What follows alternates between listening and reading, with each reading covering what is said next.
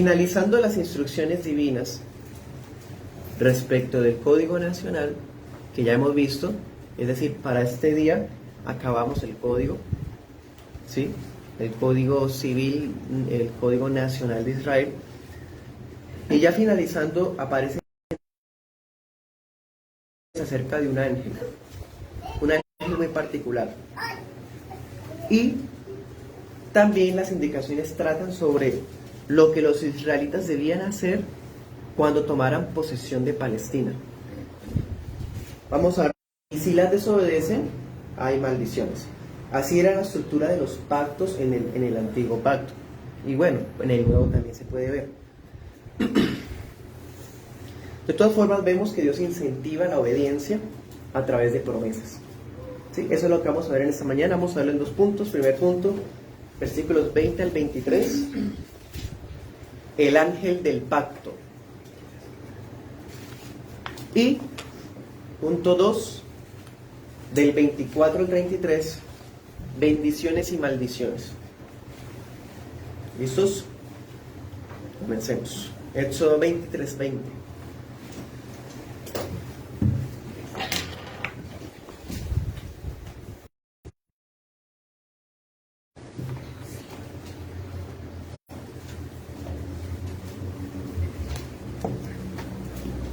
He aquí yo envío mi ángel delante de ti.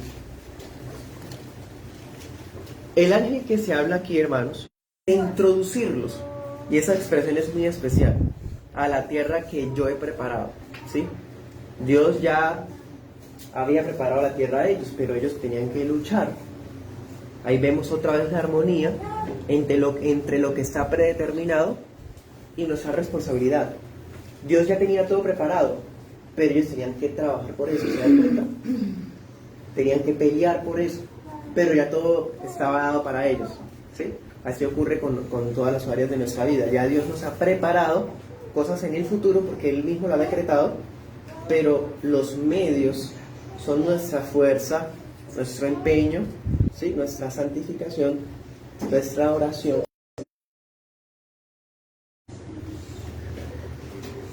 Este ángel no es un espíritu común y corriente. A propósito de la semana pasada en el repaso, veíamos que los ángeles son espíritus servidores de los escogidos. Manifestación preencarnada de Cristo. Es lo que se conoce como una cristofanía. Es decir, es Cristo en su deidad presentándose a favor de su pueblo, pero como no había venido en forma humana, se aparecía en una forma que el pueblo lo identificaba con un ángel, y no porque fuera un ángel común y corriente. ¿Me hago entender? Entonces, es Cristo el que está ahí. Ese ángel es el mismo ángel que está en Éxodo 3:2. ¿Se acuerdan? Moisés ve que la zarza está con fuego y no se consume. Y cuando se acerca, Dios habla, dice la Biblia que es un ángel. Pero luego la Biblia dice que la voz de Dios sale de ahí, donde está el ángel. El ángel es Dios. Ese ángel dice, yo soy el que soy. ¿Sí? Ese ángel es este, el mismo. Este ángel lo volvemos a ver en Éxodo 14, 19. En ese texto, ¿se acuerdan que el ángel estaba en la nube? Porque Dios le está delegando el cuidado de su pueblo. Dios se ha comprometido a cuidarlos él, a guardarlos, pero ahora le está delegando ese cuidado a un ángel. ¿Sí? Está delegando el cumplimiento de sus promesas a favor del pueblo escogido. Es una labor que solamente Dios puede llevar a cabo. Ese ángel es Dios. Por otro lado, Dios mismo dice, mi nombre está en él. Él mismo dice, guarda, oye su voz porque no te perdonará. Dios mismo está diciendo que ese ángel es santo y que no va a aguantarse la rebeldía de ellos. Así que le teman. Dios no va a... O algún comentarista dice, Yahvé guiaba a su pueblo en la persona del ángel. Ese es Cristo. No es un ángel común y corriente, hermanos. Es el ángel del pacto. Anote esos textos donde usted lo vuelve a ver. Génesis 16, 7 al 14. Es el ángel que se encontró con Agar. Y Agar puede decir, ese es Dios que me ve. 5:13. Es el ángel que dice, yo soy el príncipe del ejército de Jehová. Isaías 63:9. Es el ángel de Jehová que el mismo Señor había enviado. Malaquías.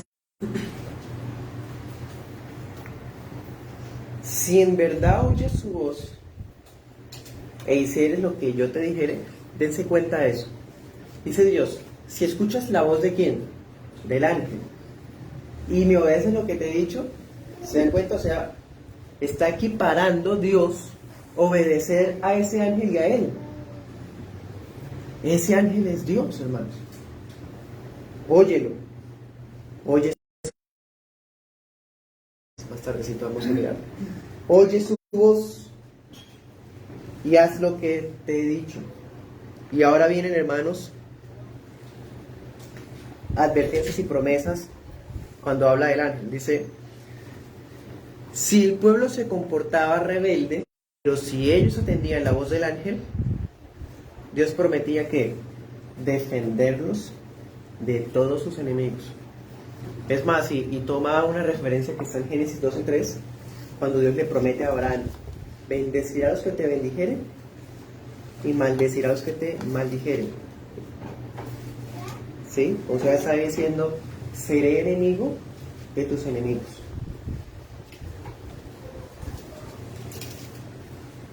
Dios promete defenderlos, el ángel los defenderá.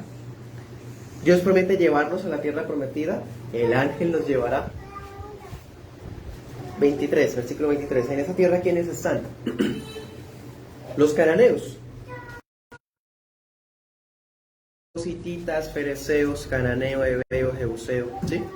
¿Y qué más dice? Yo los haré destruir. Los destruiría Dios a través de el ángel. ¿Listos? Ese es, hermanos, el primer punto de esta mañana. Segundo, no inclinarse ni servir a las deidades paganas. Claro, Dios los compró. Él los lleva a una tierra que le prometió a Abraham. Son suyos. Cuando llegaran allá, debían seguir mostrando que son suyos. Verso 24. Dice, ni harás como ellos hacen. ¿Qué significa? Ellos no podían hacer reverencias a las estatuas o a las imágenes o a las rocas o a los palos de ellos. Tampoco podían servir a esos dioses, pero tampoco podían remedar las formas de culto.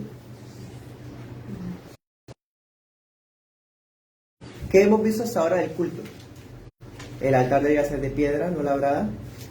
¿Qué más hemos visto? El Shabbat, que habían 3 fiestas anuales, que había un año sabático cada 7 años.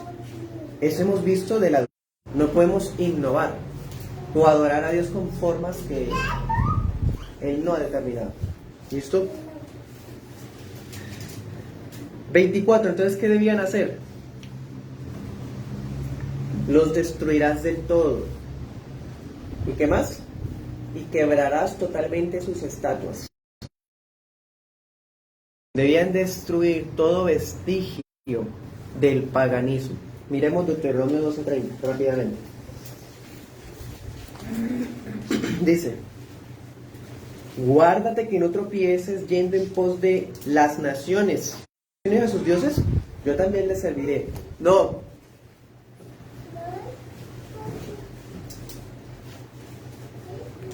Volvamos al texto principal. Miren el versículo 32. Aquí estamos viendo las condiciones. Dios se está comprometiendo a llevarlos. La condición es que ellos escuchen al ángel que Dios te está delegando, a su hijo.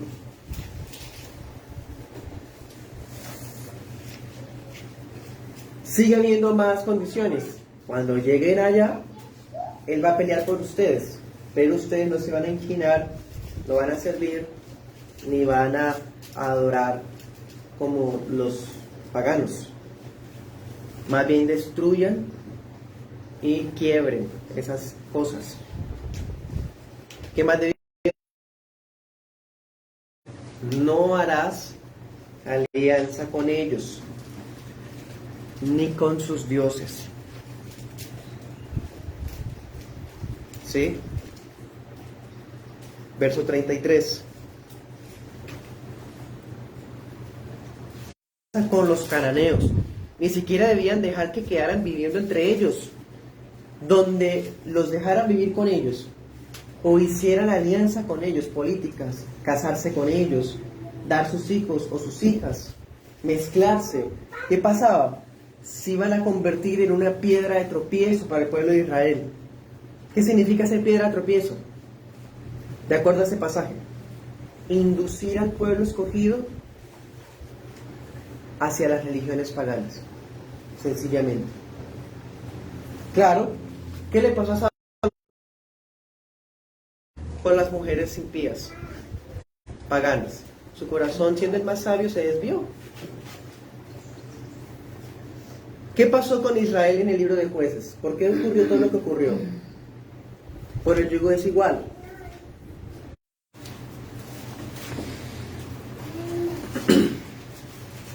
Dice, cuando Jehová tu Dios te haya introducido en la tierra en la cual entrarás para tomarla, y haya echado, Jehová es el que echará, ¿no? Y había dicho ahorita que fue el ángel. El ángel y Jehová es uno. A muchas naciones, al Eteo, al Gergeseo, al Amorreo, al Cananeo, al Fereceo, al Ebeo, al Jebuseo, 7 naciones mayores y más poderosas que tú, y Jehová tu Dios las haya entregado delante de ti,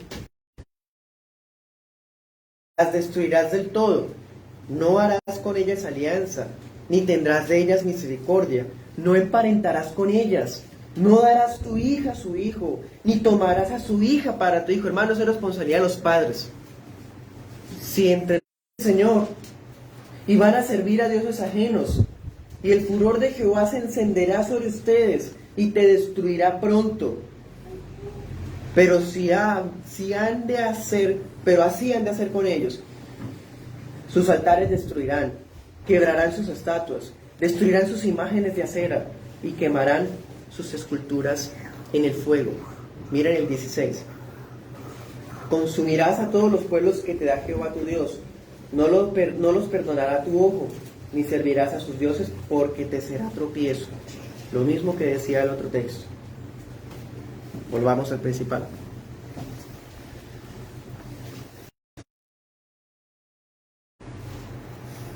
Mas a Jehová su Dios servirán. Entonces, retomemos. Condiciones.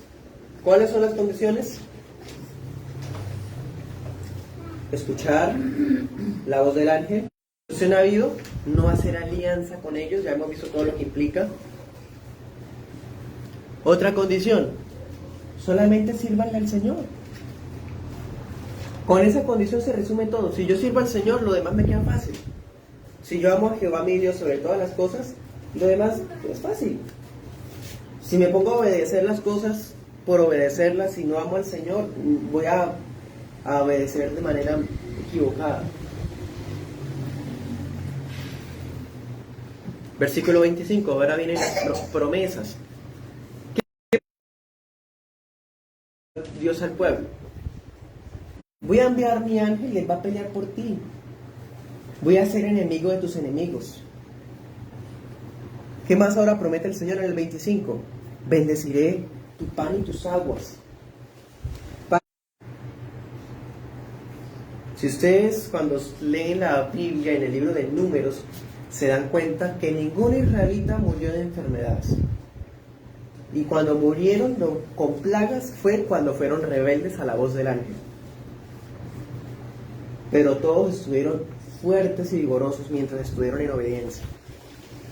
Es más, se dice que Moisés murió con vigor, lleno de vigor, y los ojos nunca se los oscurecieron.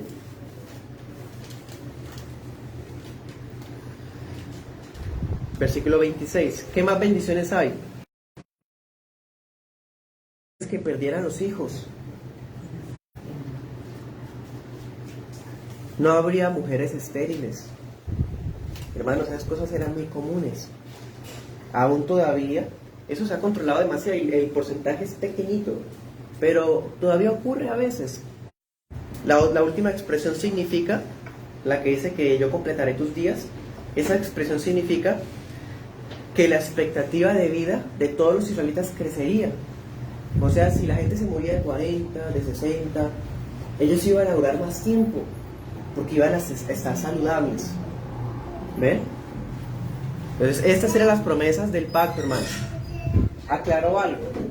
Hoy día un cristiano, estando bajo el nuevo pacto, no podría coger estas promesas y decir, Señor, las tomo para mi vida. Que entre la iglesia haya una mujer que sea... Cuidado, porque estas bendiciones que estamos viendo hoy son del antiguo pacto para el pueblo de Israel. Si en su gracia Dios quisiera darlas, gloria a Dios, pero no es obligación de Dios porque ese pacto cambió. Para el pueblo de Israel, si escuchaban la voz del ángel, Dios infundiría temor en los otros pueblos respecto a ellos. Y todo el que les hiciera frente, Dios mismo se los entregaría. ¿Se acuerdan, hermanos, cuando los hijos de Jacob mataron a los de Siquem? Cuando violaron a su hermana. Jacob dijo, ¿ustedes qué me hicieron? Ahora van a unirse entre todos y me van a... Y luego abajito dice que Dios infundió su temor en todas las naciones vecinas para que no hicieran eso. Luego vemos en Josué capítulo 2, cuando la prostituta recibe a los espías y se arrepiente y con la fe cree.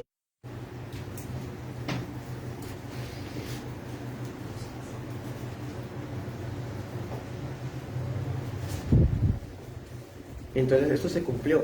Versículo 28. Dios enviaría avispas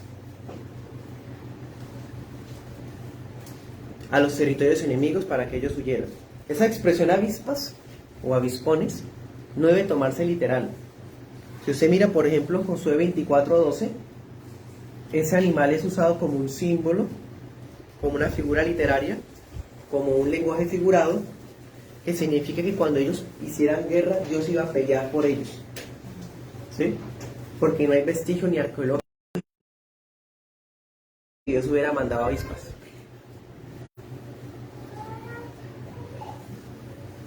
Bueno, además en Josué 24:12 aclara qué significan las avispas. Que no era literalmente avispas, sino una expresión de que Dios los iba a incomodar. No iban a ser borrados de un momento a otro. Imagínense qué hubiera pasado si toda la tierra queda exterminada, las personas paganas, los cananeos. Dice el Señor, voy a hacerlo poco a poco, versículo 30. Primero, para que las personas que quedan sigan trabajando la tierra. O sea, para que la tierra no se eche a perder, sino que continúe siendo labrada. Y segundo, porque si no hay hombres en una región empiezan a crecer los animales salvajes. Y en ese tiempo habían leones en Medio Oriente, hermano. Había una raza de leones, ya ahorita está extinta, pero eran unos más grandes de los que ahorita se pueden ver en África. Eran leones tremendos, terribles. Si no había gente que pasaba, pues iban a multiplicarse y terminaban atacando al pueblo de Israel. Entonces Dios, para cuidarlos de que las fieras hasta el Éufrates, hasta arriba, hermano, hasta lo que hoy día, puede ser colindando con Turquía, o sea, era un terreno largo. Fue lo que Dios le prometió a Abraham, Génesis 15:18. La tierra prometida no era lo que usted hoy ve en ese Israel que está en el mapa actualmente. No, la tierra prometida era extensa, hermano, desde el Mar Rojo iba hasta la península del Sinaí, iba subiendo hasta el Éufrates, era bastante. Dios cumplió esta promesa con Salomón. En días de Salomón, el reino de Israel tuvo todo el territorio prometido, todo. Entonces, hermanos, esa es la exposición de sus versículos. Vamos a concluir con algunas aplicaciones y damos un espacio para preguntas y respuestas. En resumen, si los israelitas obedecían las condiciones del pacto, eso eran las condiciones. En resumen, Dios les prometía ¿qué? Salud, protección, victorias, territorio. ¿Ven? Para nosotros hoy, no se nos pide salirnos del mundo. Y tampoco no concertar unión con los cananeos no podemos significar que entonces yo no puedo estudiar en una universidad porque como la universidad del mundo, pues entonces no puedo estudiar. Tampoco significa que entonces yo no puedo hacer un negocio porque entonces los proveedores son mundanos. No, pues, hermano, eso es ridículo. ¿Qué significa para nosotros estos versículos hoy? ¿Cómo los aplicamos hoy? 2 Corintios 6:14.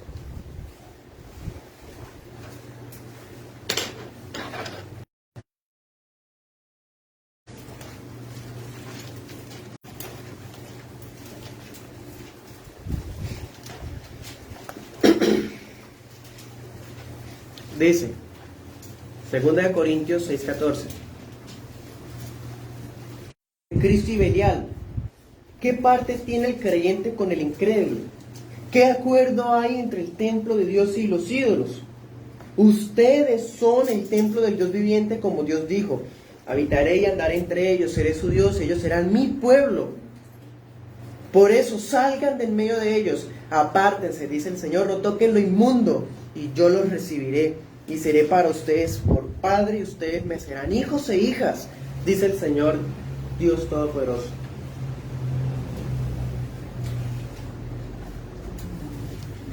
Hay condiciones de santidad que están vigentes. Hoy día no se nos ordena exterminar a los cananeos, no se nos ordena escuchar o destruir las estatuas. Entonces cada vez que vemos una estatua hacemos vandalismo o rayamos las paredes para escribir mensajes. Hermano, eso no es el Evangelio. Lo que se nos ordena es santificación personal. Además,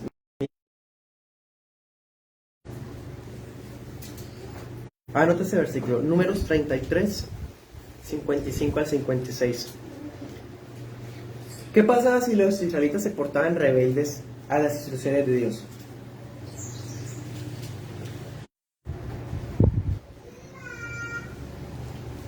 ¿Qué habíamos visto ahorita? Dios ordena, escuchen la voz de mi ángel. ¿Qué hay en el nuevo pacto? Marcos 9:7 dice, este es mi hijo amado, a él oíd. Ese es el Hijo de Dios. Ese ángel es Cristo. Y el Padre ordenaba que escucharan a Cristo en el Antiguo Testamento y ordena que escuchen a Cristo en el Nuevo Testamento también. Este es mi hijo amado, Marcos 9:7. A él oíd. Esa es nuestra santificación. Esa es, hermano. El mismo Padre Celestial ordena a la humanidad a prestar atención a la voz de su Hijo, así como lo ordenó el Antiguo Pacto, ahora con mayor razón en el Nuevo. Si un israelita se mezclaba con un gentil, ¿qué pasaba, hermano? En cuanto a relaciones sentimentales.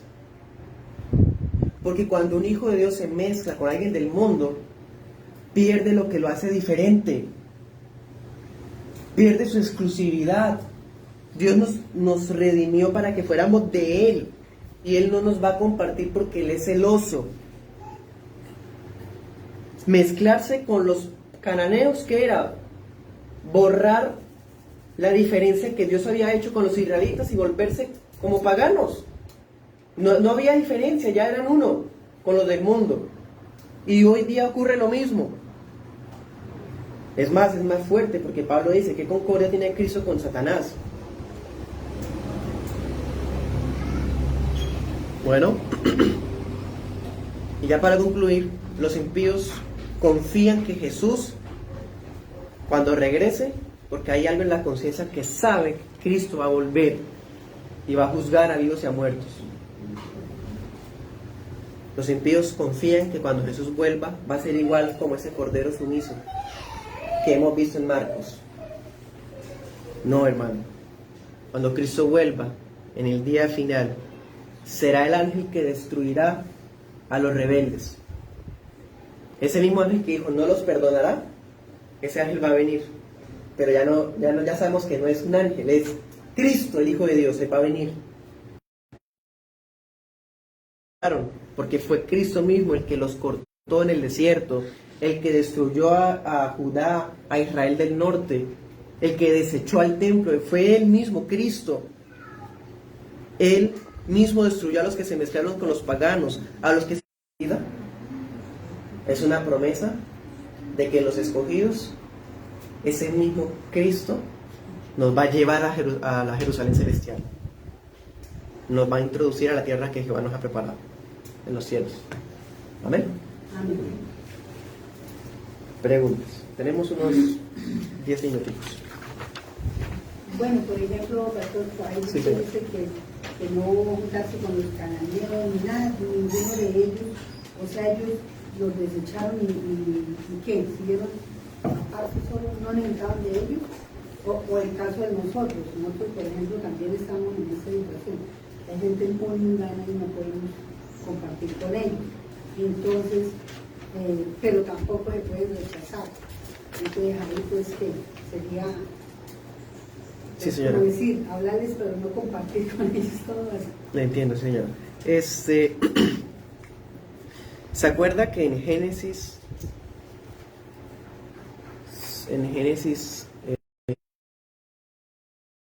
10, 8, 9 y 10, un hijo de Noé, Cam, vio la desnudez de Noé cuando quedó borracho y que quedó ahí dormido, estaba desnudo, y Cam lo vio y fue el hijo a los hermanos. El hijo menor de Cam, por lo que hizo, se llamaba Canaán. Y Noé dijo, maldito sea Canaán, y que sea esclavo de sus hermanos. Noé maldijo a Canaán. Todos los cananeos estaban bajo la maldición de Noé.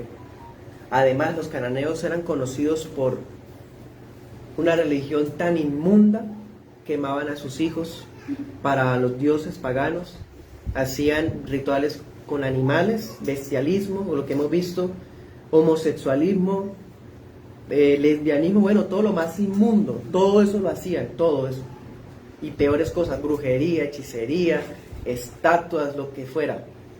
Era un pueblo que ya era abominable delante de Dios, un Sodoma y Gomorra. Por eso Dios dice, extermínenlos, no concerten con ellos. ¿Sí? Era un pueblo que ya era bajo. ¿Sí? Hoy día,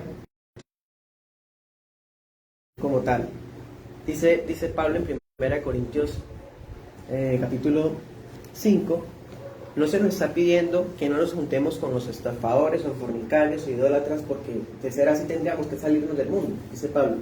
Más bien no se junten, ni siquiera coman con ellos, porque somos luz en medio de las tinieblas, ¿sí?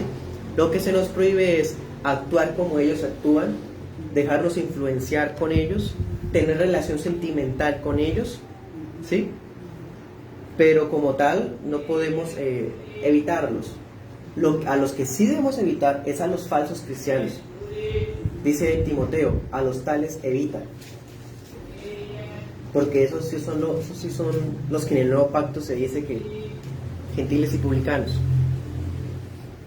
Bueno, ¿algo más? Eso, en la parte donde usted nos explicaba que el ángel no los perdonó, pero en este caso no los perdonó por falta de arrepentimiento o por lo que ellos estaban cometiendo. En este caso, por falta de arrepentimiento.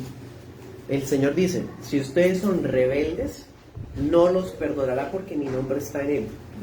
Ser rebelde en este contexto significa no querer escuchar. Por ejemplo, ¿se acuerdan cuando ya Dios dijo, juro que ninguno de esta generación va a entrar a la tierra prometida? Y un grupito se unió, no, nosotros vamos, disculpen, nosotros vamos a ir. Y Moisés le dice, no vayan al grupito y llegan a una región que se llama Orma y allá los derrotan y varios mueren. ¿Sí? O sea, fueron rebeldes. Moisés les dice, no, no. La palabra les dice, no, no. Y ellos de todas maneras van. Eso es ser rebeldes, no querer escuchar. Cansaron. Y empezaron a conservar algunos cananeos. No, dejémoslos, que nos sirvan de tributos, de tributarios. Por medio de esos que quedaron, fue que llegó la apostasía. Entonces ser rebelde será no acatar los mandatos del Señor.